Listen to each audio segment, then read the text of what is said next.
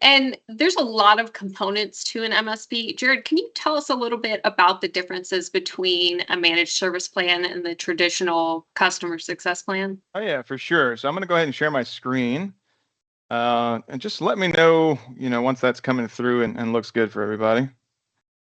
Looks Looking good. good. Cool deal. So many of the people tuning in here are probably aware of our customer success plans, right? We have two levels of them, the essentials and then the elite CSP. These already bring a lot of value to the table. Of course, you get your 3D printing credits. They come with Solid Professor. That's a big one that a lot of folks like. And a lot of people have been taking advantage of these Ask an Expert sessions. This is like a 2-hour block of time where you can get with somebody like me to discuss something that you want to dig deeper into within the portfolio of solutions that we offer. And of course, training credits and service discounts, those are just kind of no-brainers as far as the value behind them.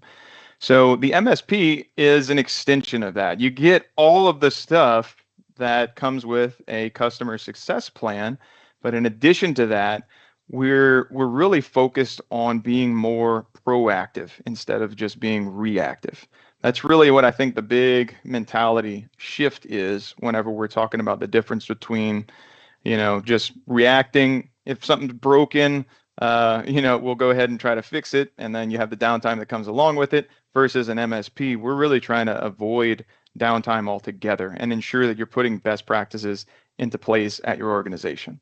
So just some of the things that are included in an MSP will, of course, take care of upgrading your software. So anytime you need, if you need a PDM upgrade, that's typically a big one that people will reach out to us for, because there are some best practices you want to make sure you implement whenever you do something like that. But you can reach out to us, and instead of having to set up a service project, we take care of it for you. Same thing for if you want to maybe configure like an admin image. If you have a larger team and you want to have that configured to where you can push out installations whenever you're doing that upgrade, we knock that out for you. This next one, PDM audits. This is a big one that I've just seen as a really effective way to ensure that everyone on your team, whenever everyone on the team's working in PDM, but to make sure that everyone there is working according to best practices and using the software to its fullest potential. I've had like maybe 2 or 3 conversations just this week that have been really focused around PDM audits and just people wanting to make sure, especially a lot of people are concerned about CMMC certifications. That's a big one right now. And PDM is a tool that you can use to help you attain those sorts of things.